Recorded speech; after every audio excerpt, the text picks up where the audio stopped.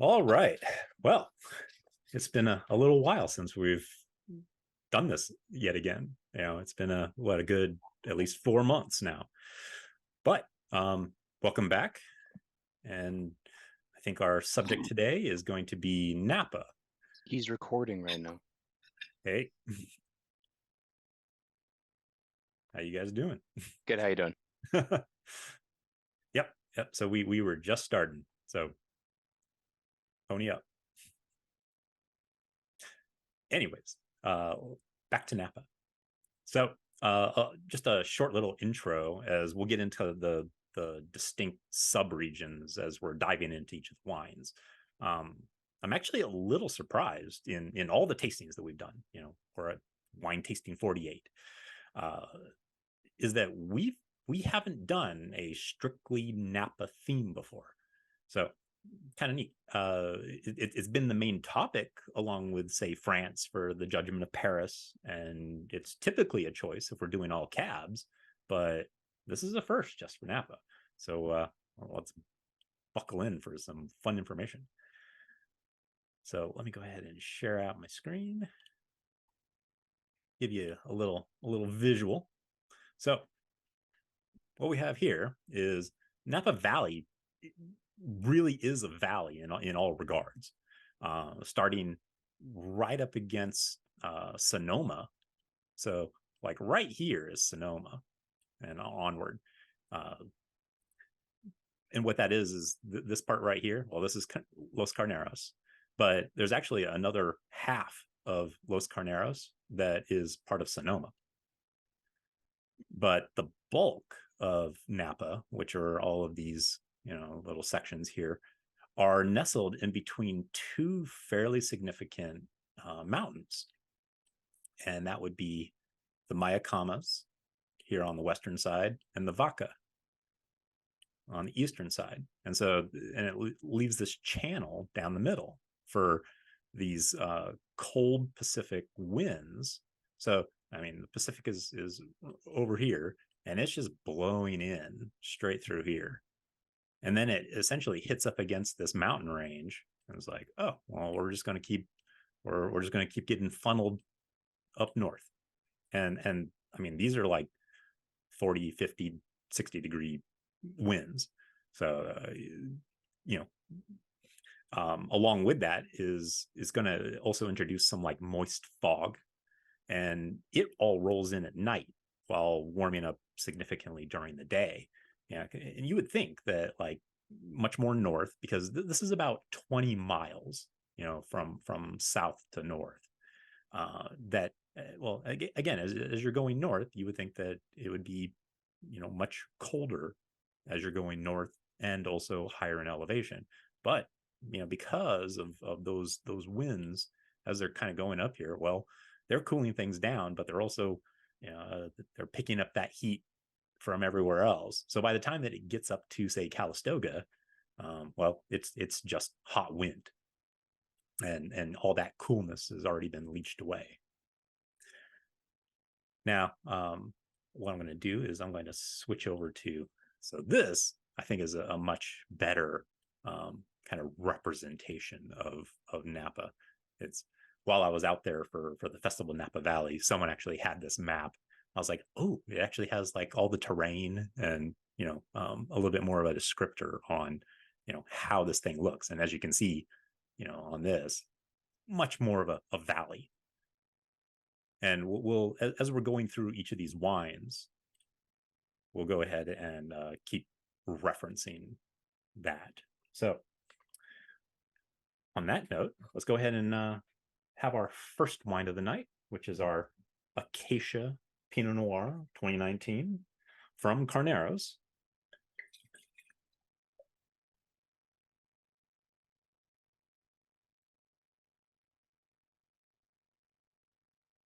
Now, actually, I guess I'll go ahead and give you guys that look-see again. So Los Carneros is the area, like I said, it's down here on the south side, right before it starts to get into the mountains. And it gets the first chilly air, which makes this area great for colder climate grapes to grow. Two of the three grapes that are used in traditional champagne is Chardonnay and Pinot Noir, and those are the ones that are primarily grown down in this area.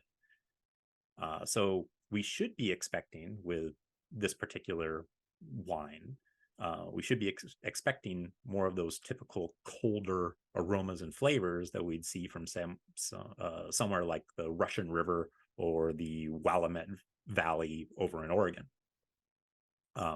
Actually, also kind of funny, something that I learned just recently, and it kind of drew me to this wine, was the name.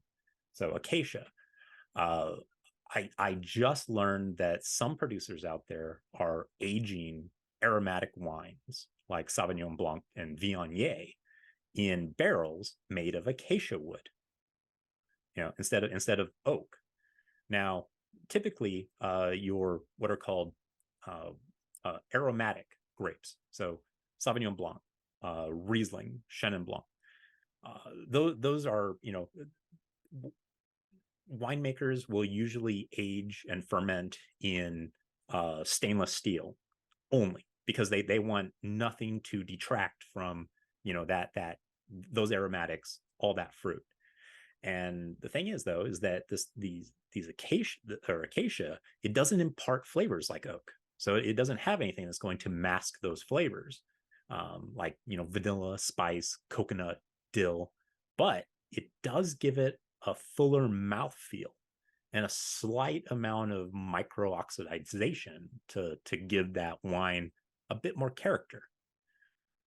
So, just something to keep your eye out for, in terms of, some of the well, mostly you're going to see it right now. Napa's like kind of leading the charge on it. Sauvignon, if you see Sauvignon Blanc or Riesling from that area, more than likely, as of starting in 2018, you're going to start seeing those have that acacia aging to them that makes them a little interesting. All right, so now,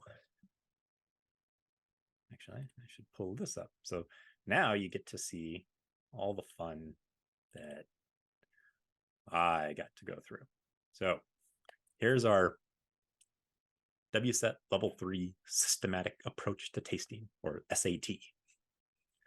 And so, and again, you're going to be seeing a lot of things that are very similar to how we were, going before, where you're still taking, your piece of white paper and you're still holding it your 45-degree angle, and you're still looking at the colors. But now, it's that you're looking for, well, is it clear, or is it kind of like got some kind of like weird funkiness to it?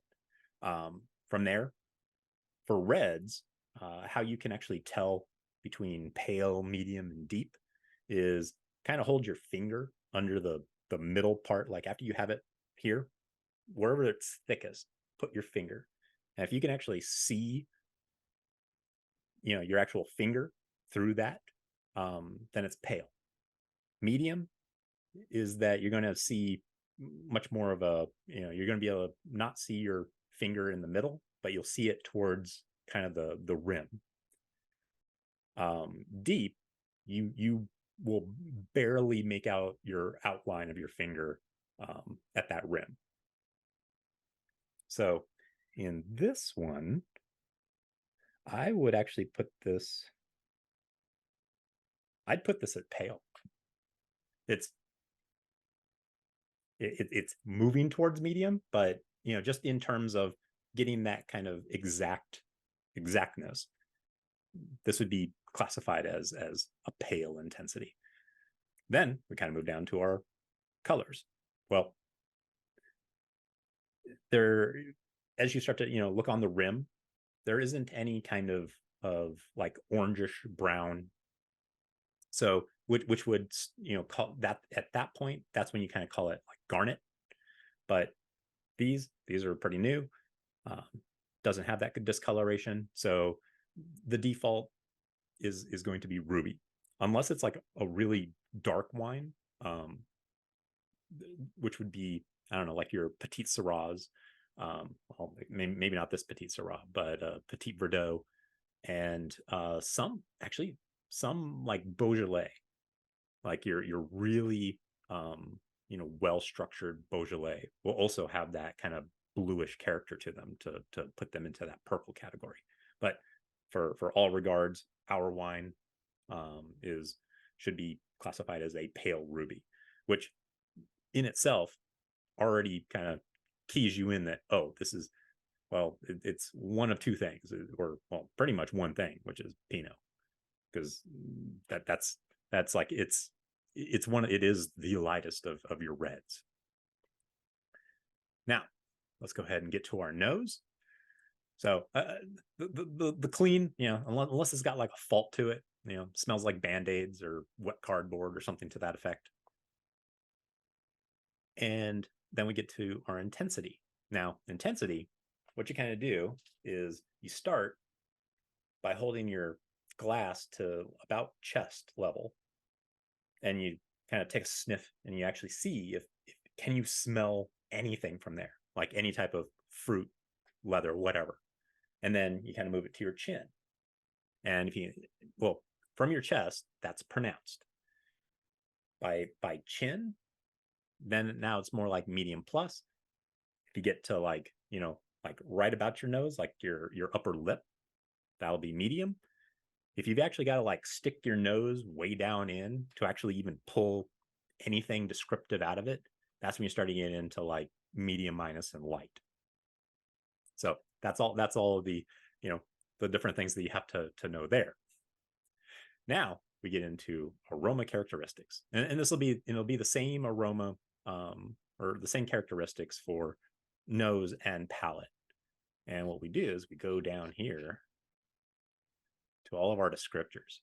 And so let's go ahead and try this first with this one. So give it a bit of a swirl and a sniff.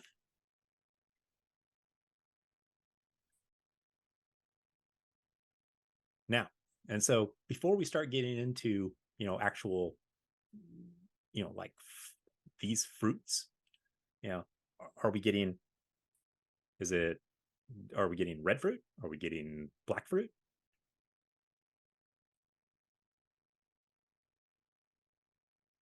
Like me, I'm getting a lot of red fruit.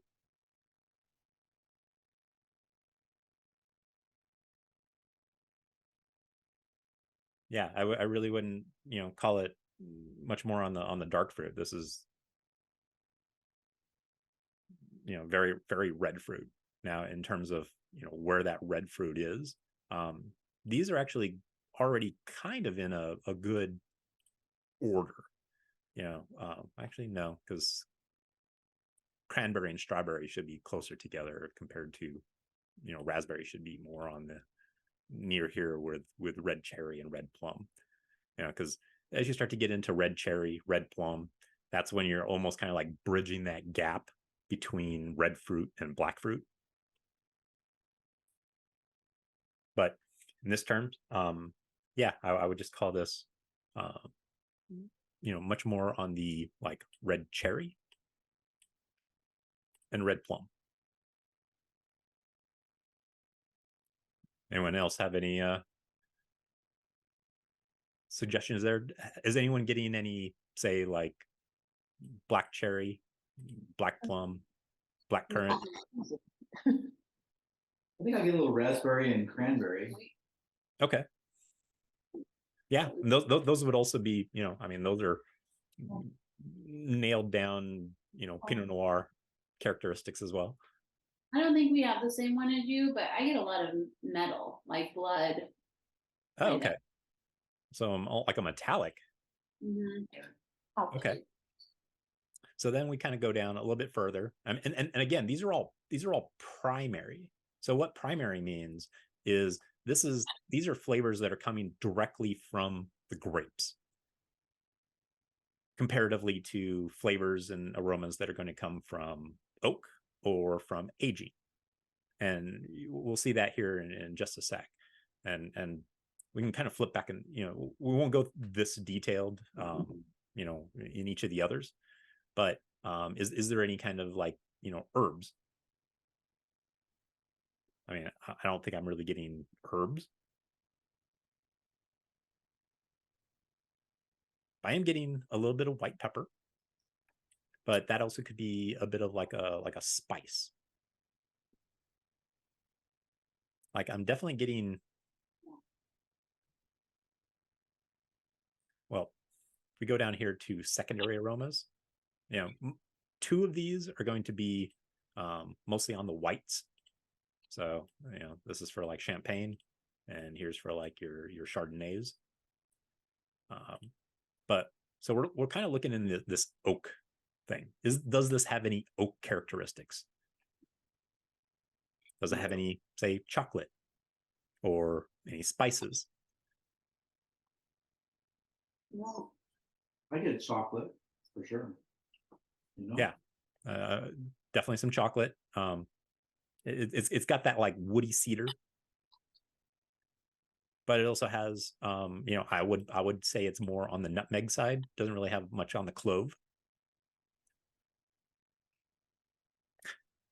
And then after we get through, so now we've got primaries. We've actually seen that we've got secondaries. So okay, so there's some manipulation there, and then we get to the tertiary. So this is now when we start to look at like, well, does this have any signs of aging?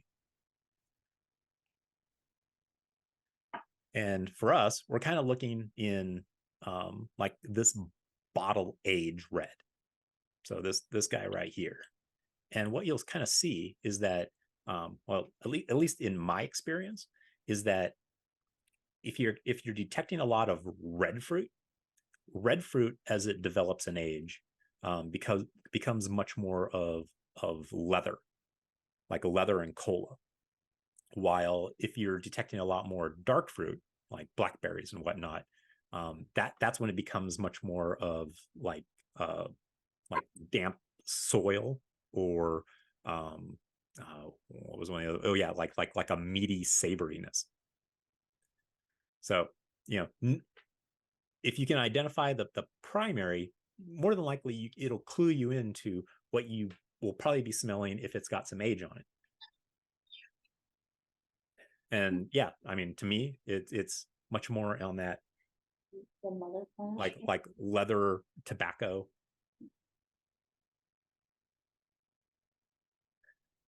With just like a hint of, I mean, I'm already kind of clued in because of it being a Pinot Noir, that you're going to be looking for a bit of like an earthy mushroomness.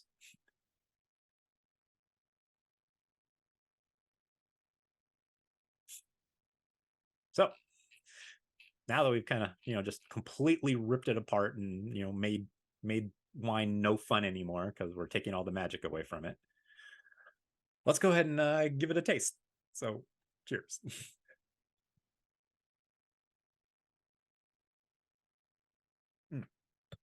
Actually, I forgot the last, the thing on right here, this development. So, well, before we actually say what we've been tasting, is then you have to, so after you identify all those characteristics, you then have to say, what kind of development is it? And pretty much, if it only has primary, if it only has fruit, it's youthful. If it has any tertiary, which means it's got some age to it, then it's developing. If it has like no fruit and no fruit, almost all tertiary, like leather, dirt, and everything, and it's fully developed. And then pretty much if it just doesn't taste good anymore, if it's already been starting to go to vinegar, then it's past its best. So, well, we've already had our first sip of it. Well, let's kind of go through the palate. So in terms of sweetness, I would definitely say this is a dry wine.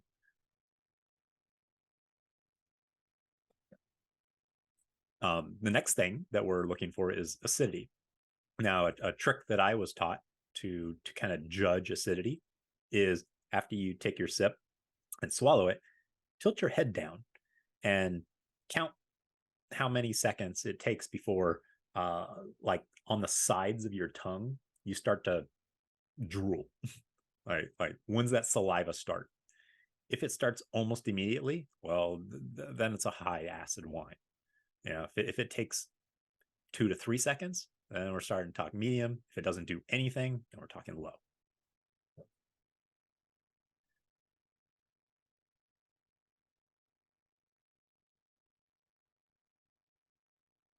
Now, I don't know about you guys, but for me, it was almost immediate, which is actually kind of interesting for a Pinot Noir. That I would actually put this.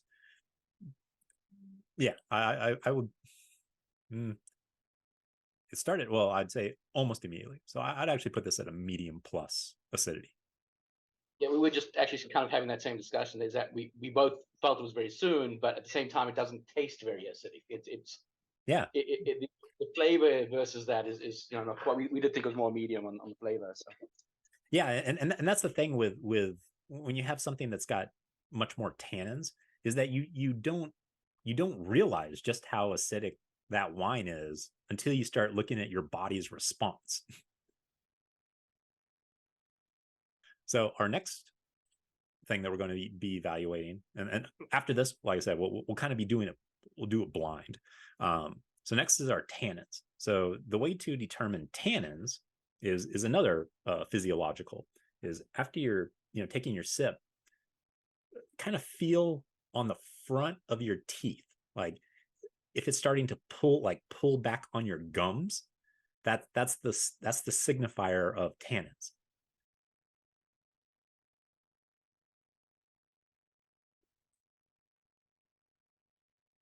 And this, I'm sort of feeling it. This I would put it a medium tannin. We'll definitely be getting some high tannin wines tonight. So we'll definitely, like learn how this one felt. And by the last one, it's gonna feel like it's like pulling on your gums. Then we go to our alcohol. Alcohol, the way that you do this one is you take your sip and then you breathe out and then breathe back in through your mouth. And if it's got like a significant cooling effect, that's your high alcohol. I mean, you can kind of do it through looking at the legs, but it's a much more, I don't know, I want to say exact process, but I don't know, it's one that's a little bit more direct than kind of like eyeballing, well, guessing whether or not does your glass still have residual soap on it, or some other factor that's causing it to be either thicker or thinner on these visual legs comparatively to taking it. And alcohol, like all the rest of these, as you can see, are all low, medium, minus, medium, medium plus, high. Alcohol only has 3, and it pretty much goes the kind of demarcation point for these is if it's under 11%, it's low, and if it's over 14%, it's high. So everything in the middle, so 11.1 to 13.9, which is going to be most wine, all going to be in this kind of medium category.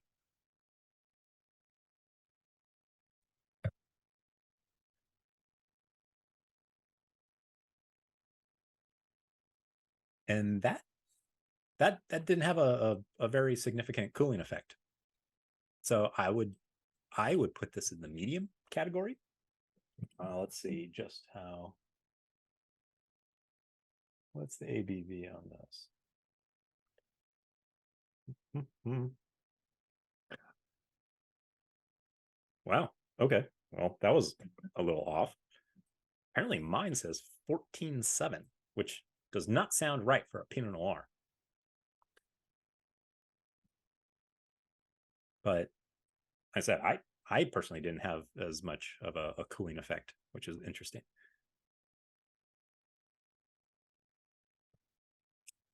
And then your body is just what your mouth feel is.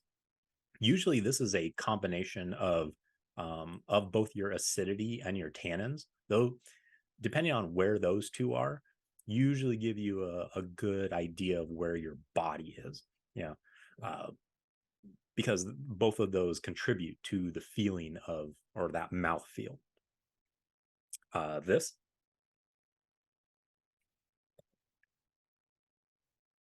I would also put it as just a medium body. Mousse is only for sparkling.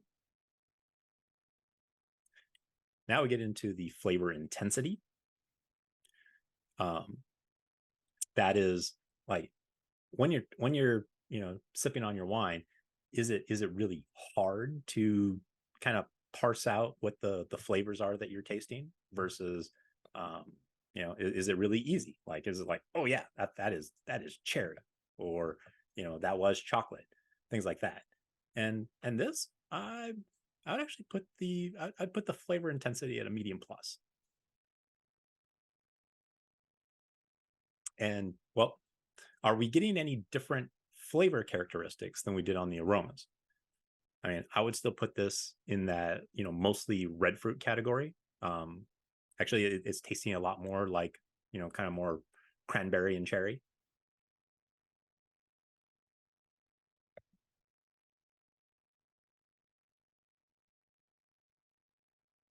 Are we still getting the like chocolate and nutmeg for our oak? And then after we go through that, then we go to our finish. And the finish is, well, it's how long. It's not just that, do you have particular tannins on your tongue? It's that, can you still, after like 5 seconds or 10 seconds, still be able to be like, there is some there, I can still taste that cherry note to it. And this,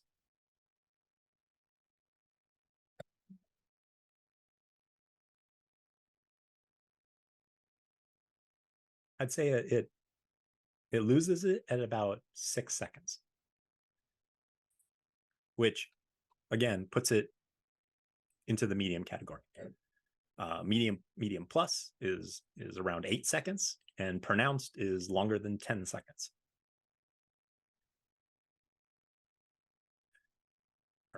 Or not pronounced, but long. And then we kind of go through, well, and this is where it gets like super judgy. So depending on like how many things were in the, mostly on like the full, like whatever the high end is, the high acid, high tannin, full body, pronounced flavor intensity, all of those things are going to give you ticks because you start at essentially 0. So think of it like a score. So if it's got 0 here, if it doesn't get any of those things, what is the like what's the intensity? If the intensity was medium, then no, you don't get the point for that. The next is balanced. Now this I would actually call, I would say is balanced. Well, how you kind of like the acronym to learn is BLIC, BLIC, and that stands for balance, longevity, which is finish, intensity, and dang it, now I'm trying to remember what the C was. Complexity. And complexity just has to deal with, are you actually getting identifiable, or does it have kind of characteristics from a bunch of different clusters? It isn't just red fruit. You're getting some oak, you're getting some age, things like that. And so this, it was balanced. So let's go, it's up to here. So that's 1 point. It was complex. So it gets up to here. But it doesn't really have it doesn't have even a medium plus or long finish. And it doesn't have, the intensity was also kind of in the medium plus. So it doesn't get any of those. So this would be just a good wine, which, for a $20 Pinot Noir, getting good isn't bad. And then, then you get into the, well, how ready is it to drink? Is this something that maybe is too young, which you're not really going to, I've experienced it a couple of times where you open something and it's still just like astringent. Like you need this thing to sit for another like 2 to 3 years before it's approachable. But most, most of your whites are going to be, drink now. Well, actually, this one right here is all of your whites are going to be in this kind of like not suitable for aging unless it's had some oak to it to give it some staying power. Otherwise, well, then it's going to be into has potential aging. So that end. So all of that we just went through for the WSET3, I had to do 2 wines in 30 minutes. So a bit more pressure. We just did the 1 wine in 30. So yeah, it was a little stressful, but yeah, it was still fun. But the color and the aroma don't count towards the quality of the wine. All the things you're counting up are only taste, right? So yeah, well, I mean, and that's the thing is that with the way that they do their scoring, it is just based on like generic wine. On the level 4, at least I think it's when they start to get into the level 4, or maybe it's even to the Master of Wine, where that's when you're kind of nailing down, okay, this is, like X grape from this region. It should have, these characteristics. Does it match there? Because yeah, I mean, us saying this is just a good wine, well, okay, well, it's a good wine in terms of just wine. But is it a good wine in comparison to like all other Pinot Noirs? And that's when you start to get into like the point system, like either like Robert Parker or Wine Spectator or whoever it is, where their ratings are where they're comparing that Pinot Noir to all other Pinot Noirs that are out in the field, and how does it match up on the characteristics of a Pinot Noir. So when I learn those, well, you guys will get that training as well. At least a basic understanding of the training. Yeah. Just level. So on that note, well, I'm going to guess that everybody's been, as I've been yapping away, has been trying this with a couple of different foods. Anything standing out as something for it to go with? You're still in the Pinot. So I thought steak was best, and then maybe arugula was second, and then we have a truffle salami was really good. Yeah, the truffle salami is really good. Yeah, I've got some orzo salad that has like tomato, like some roasted tomato and red bell pepper in it, and I'm hoping that with all the red notes that are in this, that it's really going to make those kind of come to the forefront. We had some nice sharp cheddar that it went with well, and it also went with some Caesar salad that had some sharp Parmesan in it very well. Think about it like that. With it. Oh yeah, yeah, and actually the thing that I normally don't drink Pinots, except there's one day out of the year that I do, and that day is Thanksgiving.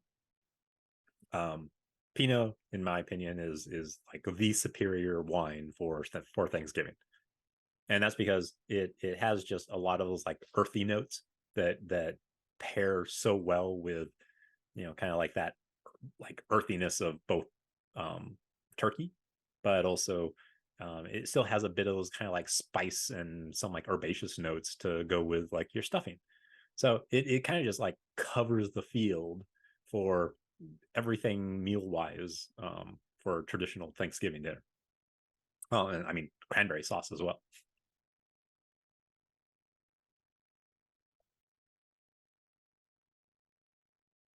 So to celebrate everyone being back, we got some black licorice, Is it and salted? the table is split right now on if it's good with this or not. The table should not be split. Like whoever's liking it, throw them out. Yeah, I was gonna say it doesn't matter about whether it goes with the wine. It's just bad in general, right? What? Black licorice. There's another table that always tells us to try the licorice, so we finally tried it. And Team Foodie, do you actually have licorice on you? Ask- Of course. Oh, wait, hold on. Hang on, the licorice might not go with this wine though, save for the Cabernet Sauvignon. Let me tell you that the licorice we have tonight is from Iceland. So there you go. It's a little bit softer, milder licorice with not as much anise. For those of You you following think? along home. Yeah, there's not as much. In the other? No, in That's that. not- no. It's, Oh, it's okay. definitely not Australian licorice. Okay. All right. I mean, that was what they said to buy in Iceland, so we did. We went with a New Zealand licorice. Ooh, nice. I have a bunch of Australian licorice. And which is Finnish delightful. licorice. Yes, but New Zealand And Dutch licorice. licorice. We're not talking about. We're we're flexing. comparing- We're We're not. talking about wine. All right. So time for our wild card of the night. The one that I had kind of suggested, but apparently wasn't nationally distributed, was the Spellbound Petit Sirah.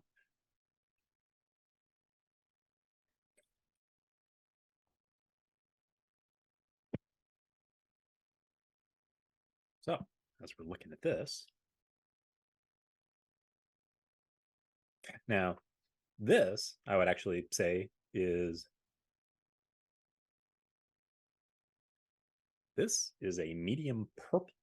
So this actually has a purple color to it, which again you would expect for a Petit Sirah.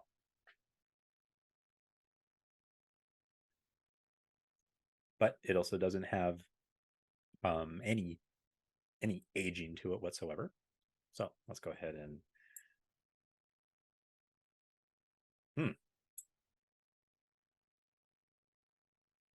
I was actually getting notes from this like at chest level.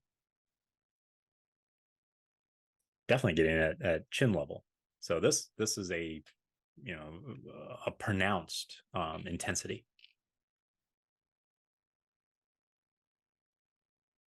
Wow. As to what I'm smelling. Now, who else here actually has this Petit Sirah comparatively to? Okay, so you guys have it. We got as well. Okay. So what are we getting on? Like, does anyone else want to kind of say like what kind of fruits they're getting on this? 21. It smells very raisiny to me. Okay, Yeah, raisins. for just sure. raisins. It's overwhelmingly raisiny. I give some baking spice behind it. And I mean, I well, think like in terms of fruit, so I'm getting much more in the like, yeah, I guess it's sort of raisiny, but it's more like cooked plums, but also blueberries. It really smells like blueberries.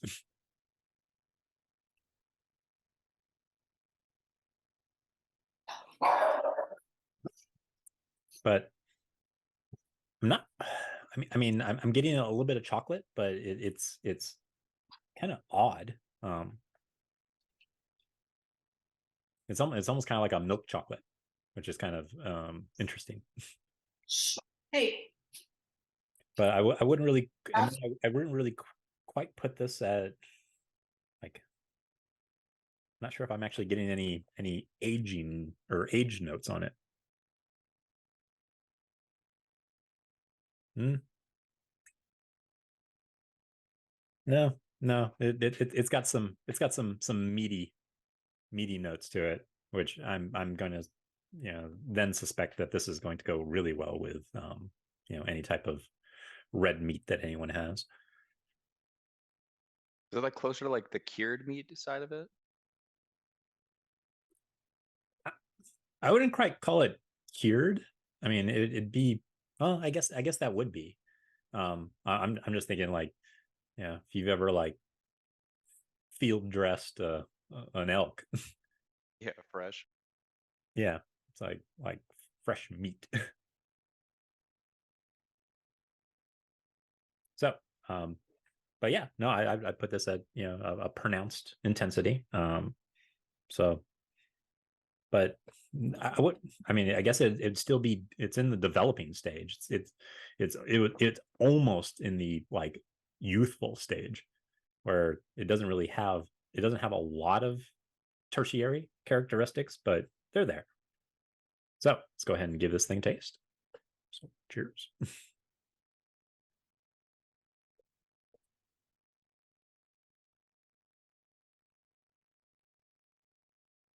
Oh, that is very different and much better than I was expecting.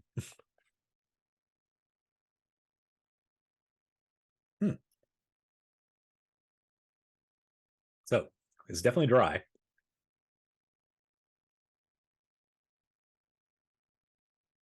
How are you guys? What kind of fruits are we tasting? Like I'm getting a lot more spice on the palate than I was on the nose.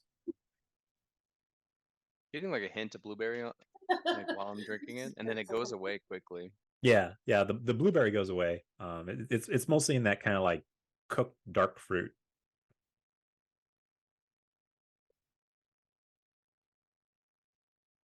So Jay, what wine did you guys have for your second? We're actually skipping like we're going to skip the second. Wait for the third. So Oh, gotcha. This also has like a yeah, hint of like pear. we could not find a Petit Sirah from Napa in this area for less than $50 a bottle. So Fair enough. Corey, what were you saying that you were getting a hint of? Like pear, like canned pears. Really? Okay.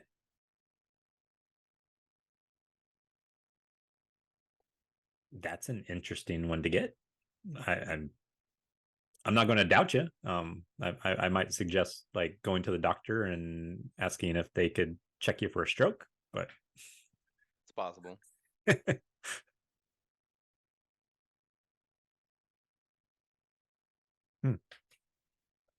But in terms of,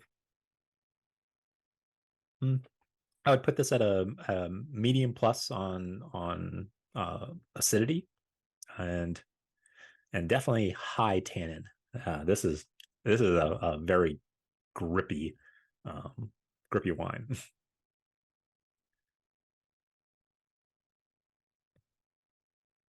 But actually with how we're doing this, I think that's as far as I want to go. Unless everyone really likes going through the WSET evaluations, but otherwise we can just get back to like enjoying these wines.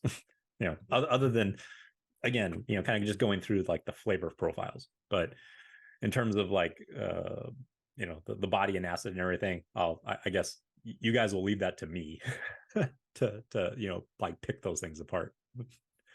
Yes, but thank you for the education and information on what you were doing. It was fun for the one time. We appreciate it. Yeah. Well, you to kind of know that, again, I get to learn how to take the fun out of the wine. But well, for me it's fun because it really just kind of like stretches your brain to kind of like pick apart all those characteristics. Because I mean, at some point, if I want to, if I decide that I want to be like my own wine scorer, then this is the kind of stuff you have to know how to do. I really like how you're going through the steps, because I feel like that'll play out like really well over time. Well, So I like, mean, yeah, keep going through it. the thing is that like all of the like wine journals that are on like Amazon, like none of them actually have, you know, all of these particular, like all the WSET, which is kind of disappointing. Because if they actually did have those, and yes, I can definitely send you that PDF.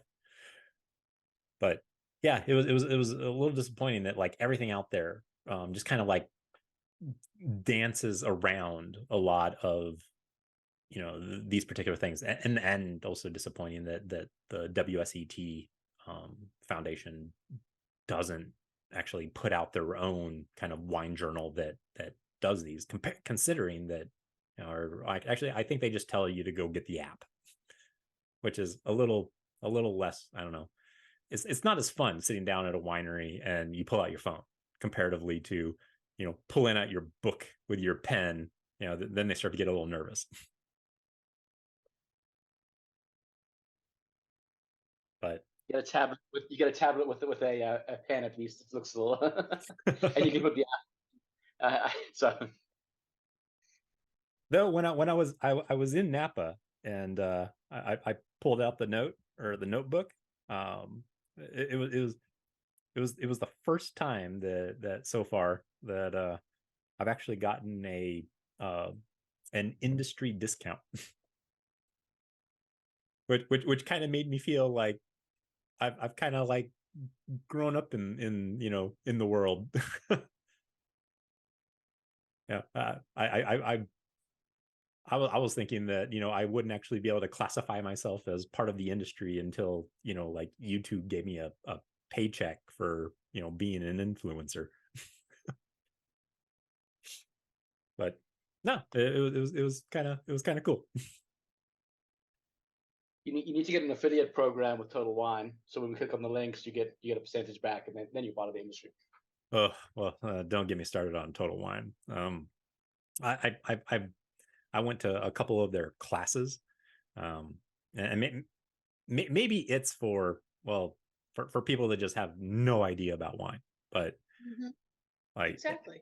yeah, you know, to get them into it. But I mean, the sort of things that we're talking about, that we're going through, are like 2 levels above the like the things that they're just like doing like a cursory, you know, like touch on everything of say like France.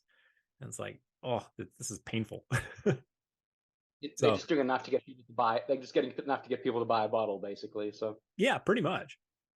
Yeah, which was, I mean, it was good to know, you know, like again, if you don't know much about wine, you know, the Total Wine classes are great. But if you've done any sort of, you know, wine stuff, well, like being at least to 3 of these sessions, yeah, you're probably going to, you know, you'll be able to teach the class better than they will. Like by the end of today, you guys will be able to talk more on Napa Valley than probably most of the people at Total Wine. If it's any consolation, their beer classes are pretty much the same. I talk all at once. So we're getting like a tangy taste from the wine. Are you getting that? And where does that come from? You're getting a what? I think the best way we could explain it, it was like tangy almost, She would. sort of like sour, but not citrus. Like tang. So I mean, I guess that's where I was kind of getting that kind of that meatiness, which I mean, again, I would kind of put that into the, you know, just that aged dark red wine category. I don't really know how to classify tangy.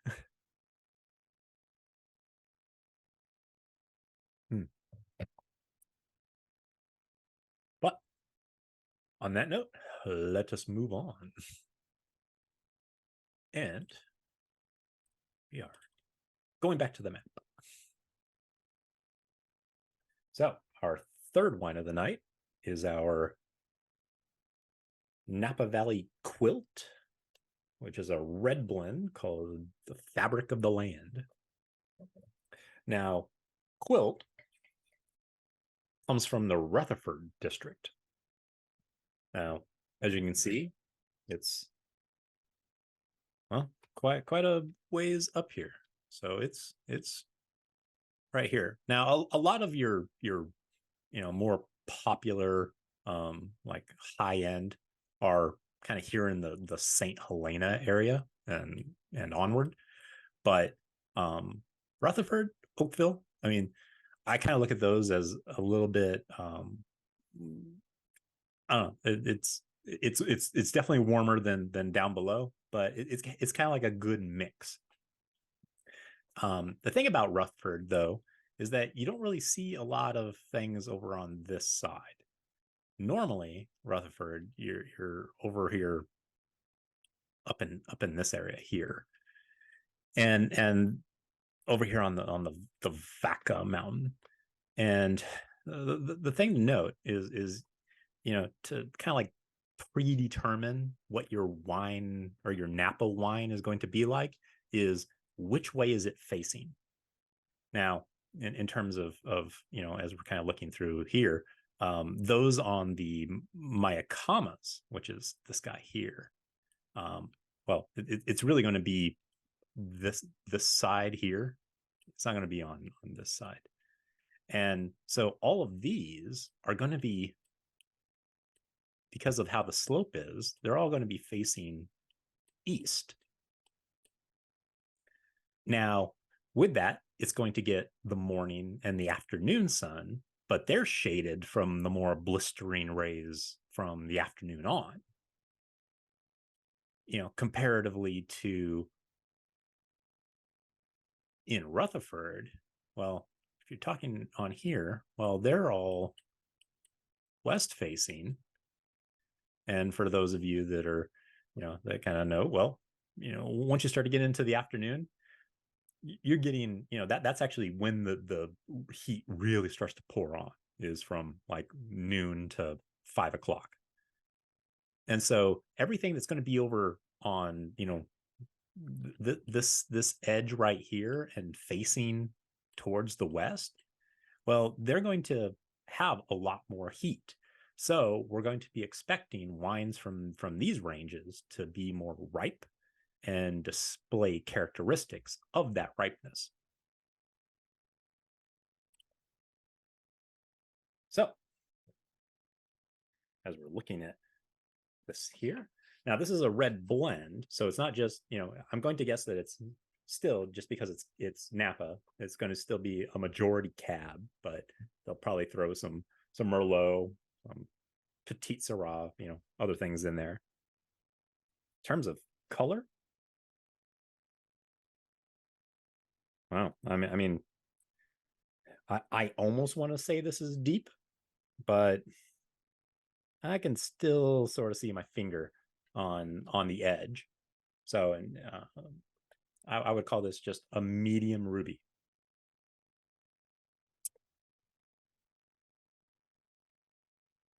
Oh, now as for the nose on this guy, what are people getting? Because this is an interesting nose.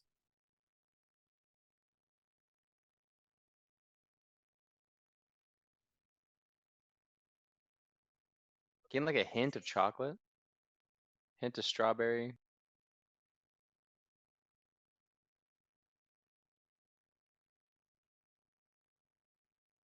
Like me, I get dark cherry.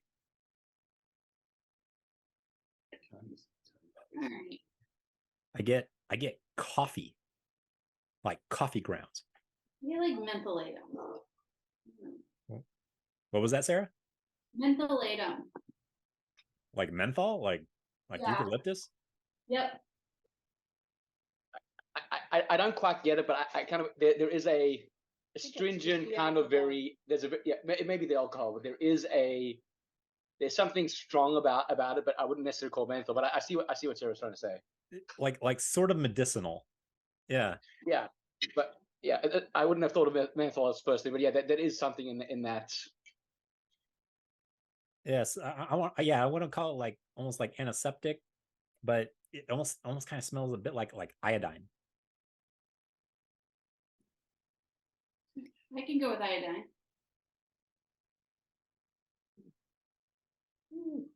That's gonna cause some heartburn.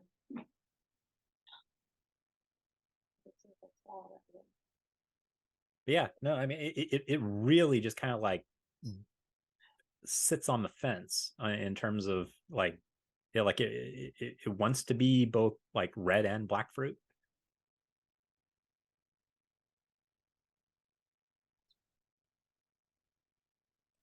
So I can kind of get like that stewed plum in this one.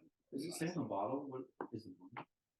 It doesn't actually say like what the blend is.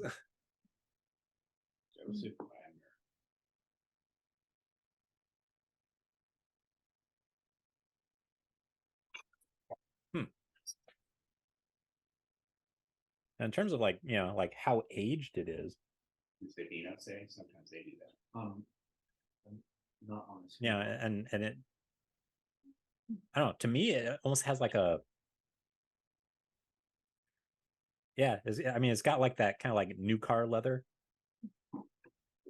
and a little bit of like sort of like olives, like black olives.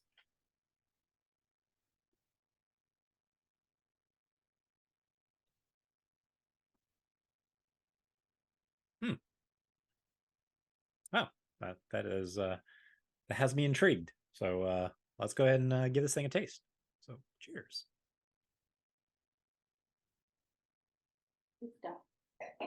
Not doing well with my gold. Licorice. That's what this tastes like. These. Really?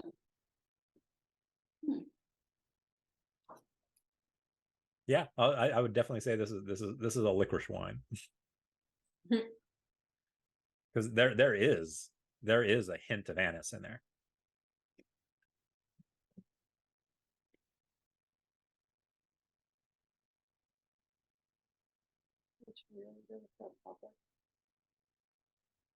Is it? So is it still going to be? I mean, I'm still getting much more in that kind of like just black cherry, red plum area. Dark with sea salt. Dark with roasted beans.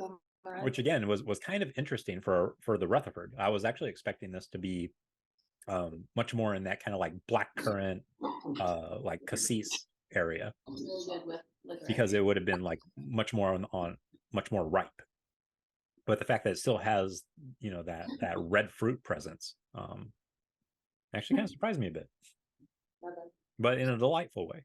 There was just it wasn't anything.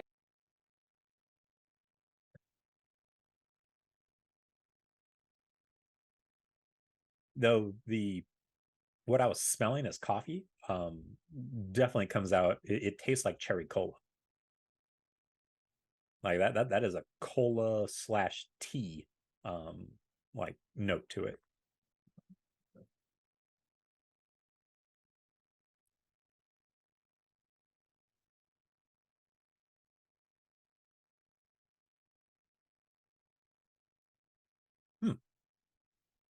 Now I'm very curious what it got blended with.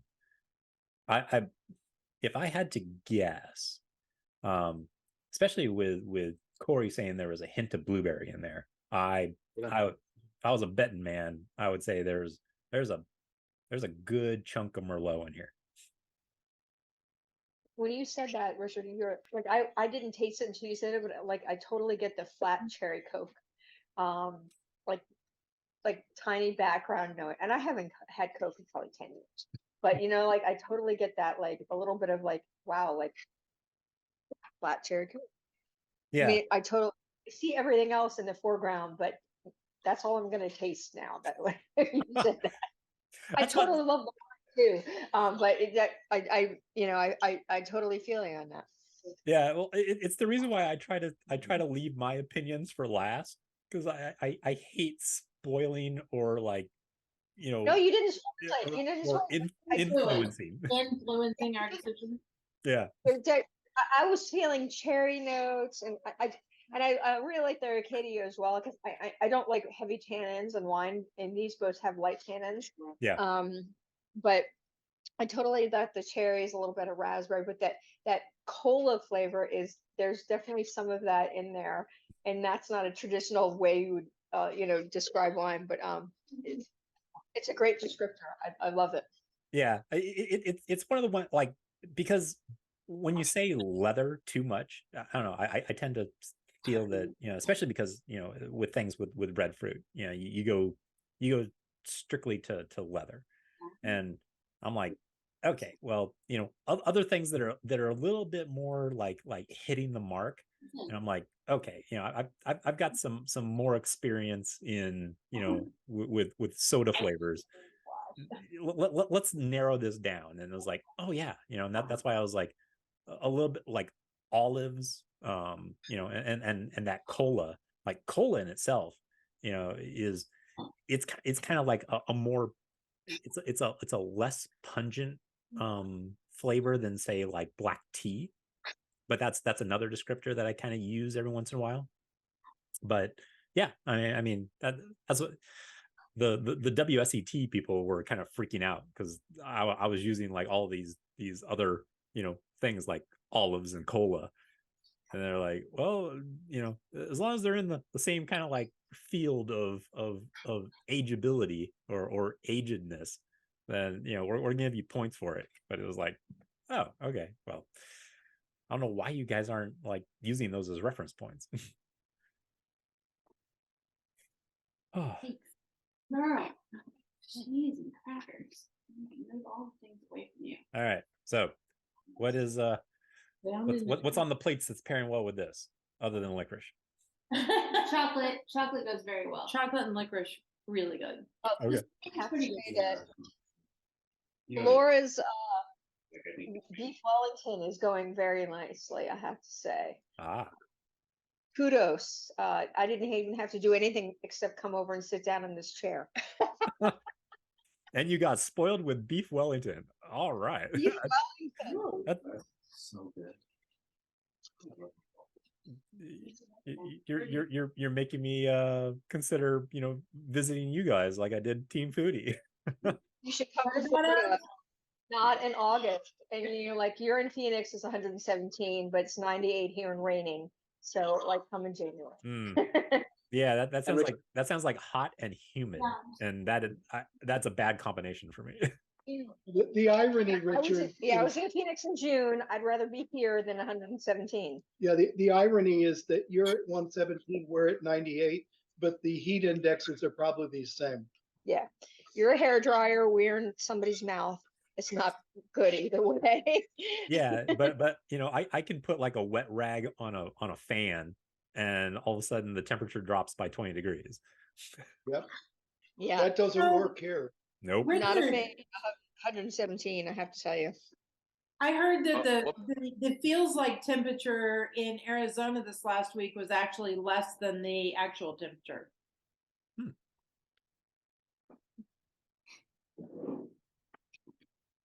I really feel Stop the conversation right there. So according to Vivino, this is a blend of Syrah, Cabernet Sauvignon, Merlot, and Zinfandel. so they're growing Okay. this in. Is that the 2020? Because I actually found that, but on their websites, they actually list it slightly differently. They say this is Syrah, Merlot, Zin, and Petit Verdot. Our Well, bottles. And then later, like if I scroll down, I had to look for that. It says 100% Petit Syrah, which It's clearly it's wrong. not. No. No, on the actual Quilt, quiltwines.com for the 2021, they list also Petit Syrah, Merlot, Zin, Verdot.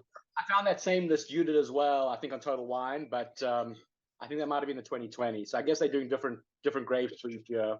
Okay. Well, So- what years does everyone have? Because I've got the 2019. We have the We have 21. Wow. Yeah, Okay. we have one as well. Is that 21? Okay. So we all have different years. That's interesting. Which Which actually means- may explain. We definitely get that cherry cola you were talking about, but I Mhm. do think I thought there was slightly more red fruit in the nose than it was slightly more on the red fruit side than the black fruit side. Okay. So I wonder if maybe because it's younger, or maybe it's just because of the different cheaper dough, maybe a little bit more red. I would say that there's probably a different blend each year. Yeah, it sounds like it. So we're really drinking different wines. Similar. Kinda, yeah. I mean, I'm going to guess they're sourcing from the same vineyards. It's just a matter of, well, one, how good that year was, and two, what percentages for the blending was in, because I'm going to guess, Corey, you probably have the 2019 as well, which is probably why we're getting a little bit more, almost like blue fruit, because we're probably, I don't know, they might have blended in more Merlot and Petit Verdot than yours might be a little bit more heavy on the Zinfandel, which is going to have a little bit more of that like red fruit, cherry, and spice. Right. Did we say it was ruby or purple? Try pairing this with the oatmeal cookie, and it kind of just like neutralizes the whole thing, which was really weird. Yeah, I was going to say though that that's kind of interesting, because I would expect that with that little bit of like zippiness from the Zin, that it would actually kind of like complement the cookie.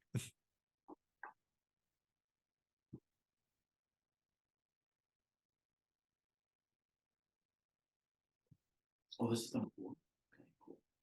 All right.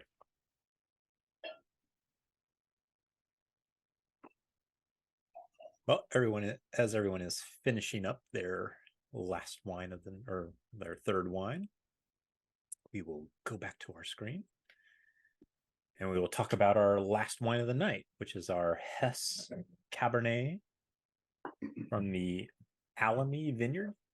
Now, the Allomi Vineyard, one of the many from Hess, is, let me get my hands free so I can actually show you. So Hess, I don't need to go out. So Hess is right around, if I remember correctly, it's around here. So it's right here in the heart of Mount Veeder. Now, as you can see, it's about as far south as you can go on the Maya campus or Mayacamas as you get before you start to get into Carneros. Meaning you've got 3 factors that are dropping the average temps here compared to the rest of Napa. You've got your like that cold breeze that's coming in. Yeah. So that cold breeze that's coming in, I mean, the first place it's hitting is right here to Mount Veeder. So that's already getting you. Then on top of that, you've got that it's eastern facing. So all of these things are pointed out this way, which means that like when the sun is over here and also going here, well, this guy right here is blocking all of that. So it doesn't get any of that afternoon sun. And well, as it's going up in elevation. So it gets just as warm as the rest of Napa, but it just has a bigger range, or what's called the diurnal shift in temperatures, known to create a far more structured and complex wine from grapes than ones grown in less of a change between the day's temperatures. So, like, especially during the summer, like all of Napa, like I went there during like almost like heat wave, and it got up to almost 100. Yeah, it was still super humid, but yeah, it was around like 100 to 103. But then all of a sudden at night, like I would start driving back, and as I would kind of drive back down, because I mean the concerts were up here in or it was like right between St. Helena and Callistoga. But as I would like drive down here, I would, in my rental, it actually would show what the temperatures were, and all of a sudden it was dropping to like well, and that was about, so I would leave the concert at about 8 o'clock. And by the time that I got to St. Helena, that temperature had already gotten down to like 85. And by the time that I got down here, it was down to about 75. So it was a crazy amount of temperature difference going on there. And you can't, if you imagine, like up in the mountains where there isn't any, even any pavement, that it's going to drop that much more. And so that's one of the real key things to like that you really want in wine is as much of like a temperature difference, especially during its ripening period, as possible. So on this one, as we're kind of looking at it, and again, this is I'd still put this at a medium ruby. So let's go ahead and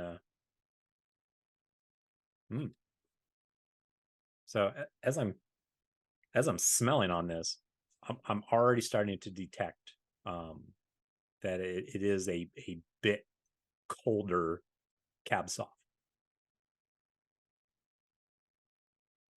which well, actually what this reminds me of, and this is why, if you like the taste of this, what you're really wanting to look for in like a Napa Cab is you're wanting to look for one from Mount Veeder, because as I'm smelling this, like it's got that almost like Bordeaux quality to it in terms of you're getting like black currant, but you're also getting like almost a little bit of like a green herbaceousness to it. Like I'm smelling, I wouldn't quite put it at like green bell pepper, but it's got like a sagey, just green element to it.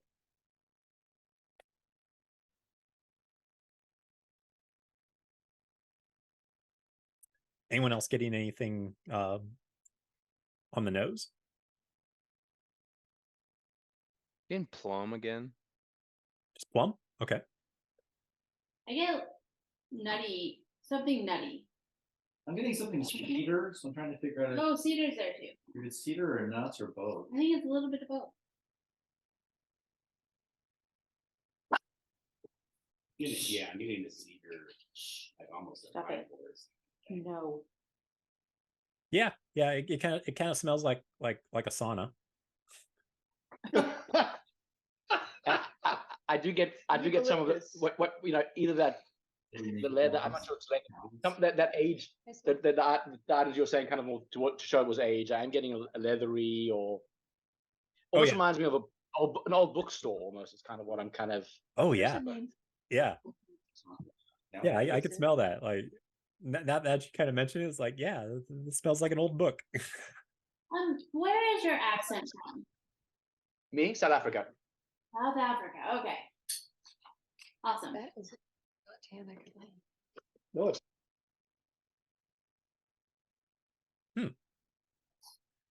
So I'm hoping that this is going to have, I'm hoping that's going to have a lot of the, like I said, those same qualities from Bordeaux of, a little bit of herbaceousness. It almost should have a bit of like a graphite flavor to it.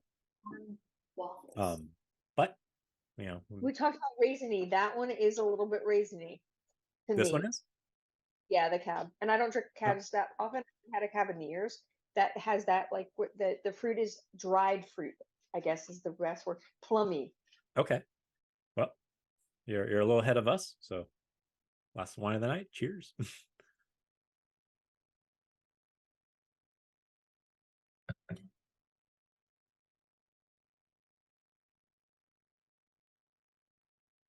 I get what you mean by the dried fruit. That reminds me of like dried apricots.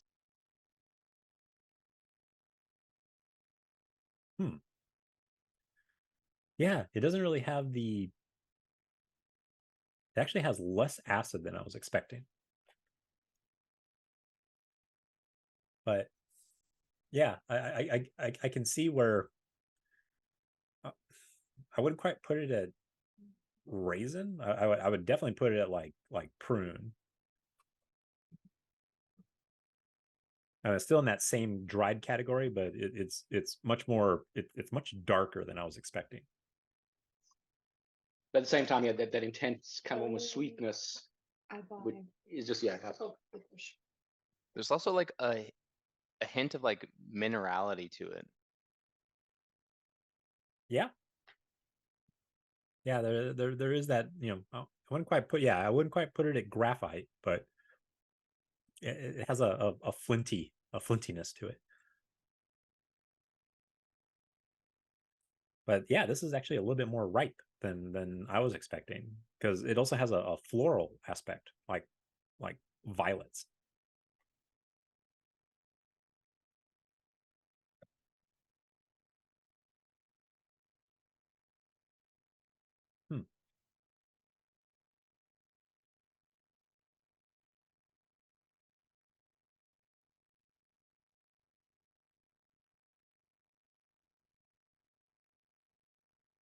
Yeah, for me, it's, I don't know, it's just it's an okay cab from Napa. I mean, but I'm also super spoiled on cabs of late. It's like more jammy than what I expected it to be. Yeah, like I said, from especially from Mount Veeder, yeah, like you kind of expect them to be much more on the like acidic side, like almost like they haven't fully developed. But that's the thing with Napa though, is comparatively to all of France, like France, they have to kind of fight to keep their stuff from freezing, and you know, to actually make it so that it fully ripens. Napa, on the other hand, almost has to do things that like kind of tamp down the ripening process, because you know, like heat and everything is going to make it ripen too quickly. And if it ripens too quickly, well, you get kind of like, you know, a boring, you know, like not complex, just kind of like not great wine. And this, I don't know. I think this one actually I think this one was our most expensive wine too. I think this was like $25, like $25 or $28. But yeah, I guess I was kind of expecting a little bit more out of this than what we're getting. But again, this is me coming back from drinking 9 glasses of Alpha Omega's ERA, which was like $320 a bottle, and wow, that man can make some wine.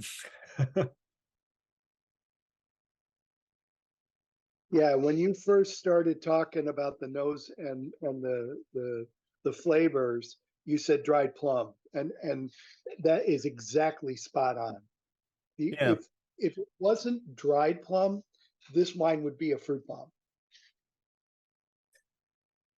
Yeah, I agree.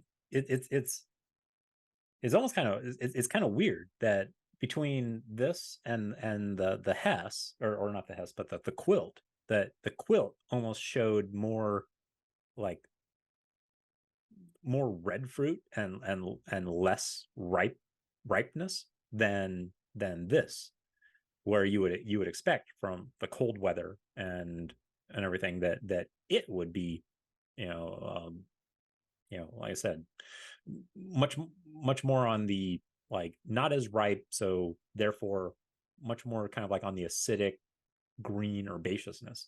And this isn't, which I don't know, again, maybe tells me I need to go look at like the average temperatures of 2019 and see just how hot it was, because I'm suspecting at this point that maybe it was pretty hot, though I thought that 2018 and 2019 were actually supposed to be pretty like spectacular years for Napa.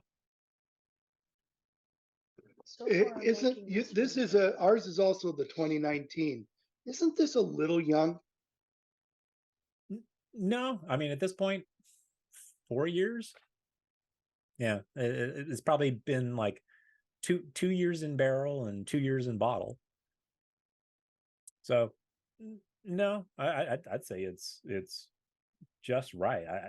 I probably wouldn't like this particular bottle. I wouldn't trust past 6 years. Yeah, at that point, I would probably say it's like at its peak for aging. But yeah, this is I wouldn't. I mean, in my opinion, if I had the choice to come back to this, like, you know, even at like purchasing it at $20 a bottle, I wouldn't buy it. Like, this is it's an okay cab, you know, but especially for Napa standards, I don't know. This is you know, kind of it tastes mass produced, but I guess I'm just being charitable. I'm hoping that if you laid it down for a couple more years, maybe you get a different result. well, the problem is that, again, the it's missing acid. Like this should be a lot more acidic than it is. Like I'm like in the mouth feel, like everything about it, there's no punchiness, especially for a cab sauv. And that in itself worries me, because if this thing is 4 years young and already has no acid to it, that means that it doesn't have much longevity, because that's the two things that really are the you know, kind of characteristics that you're looking for in ageability. You're looking for well, one it's alcohol, but two it's tannins, and three it's acid. Like those three things, if they're like pretty high levels, that means it's going to last for, you know, 10, 20, 30 years. But this I would put, actually, let me taste it one more time.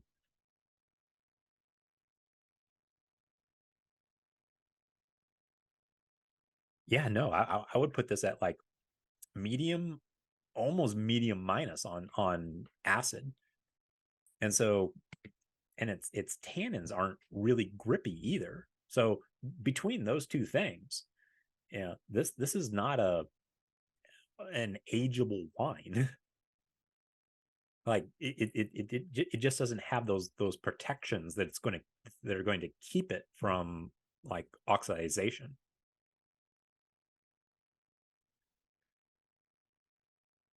I mean, you know, is this like just like a drinkable wine? Yeah, but you know, is it something that intrigues, you know, the palate of someone that you know, kind of drinks wine on like an enthusiastic basis? No. Like this I would completely pass up. It pairs remarkably well with cheese. We have like gouda, a cheddar, and a manchego cheese, and all of it's doing really well. Okay. Which is that's interesting, because usually you kind of expect, you know, higher acid wines to do much better with your cheeses, just so that, because of the, you know, like higher fat content, and then something acidic kind of stripping that back away. But yeah, It's being really like complementary to the actual creaminess of the cheese. Okay.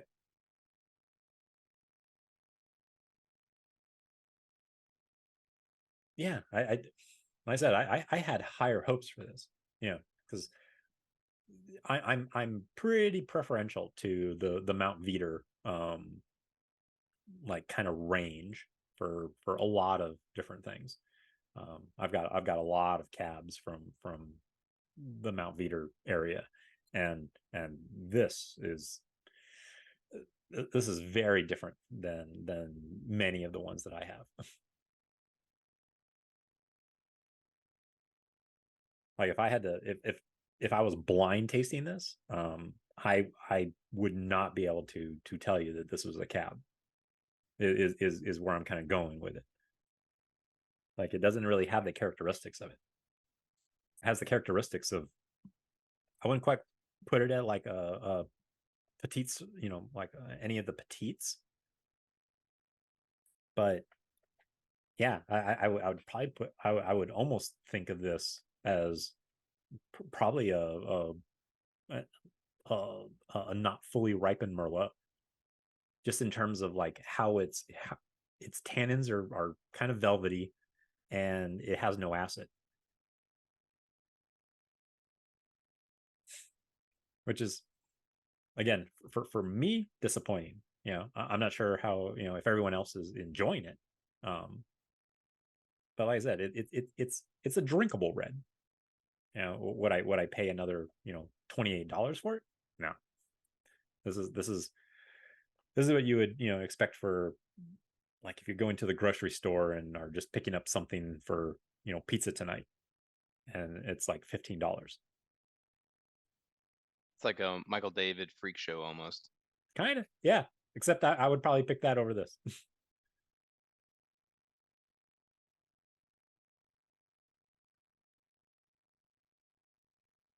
On that note, let's go ahead and wave bye to YouTube. So we'll see y'all later.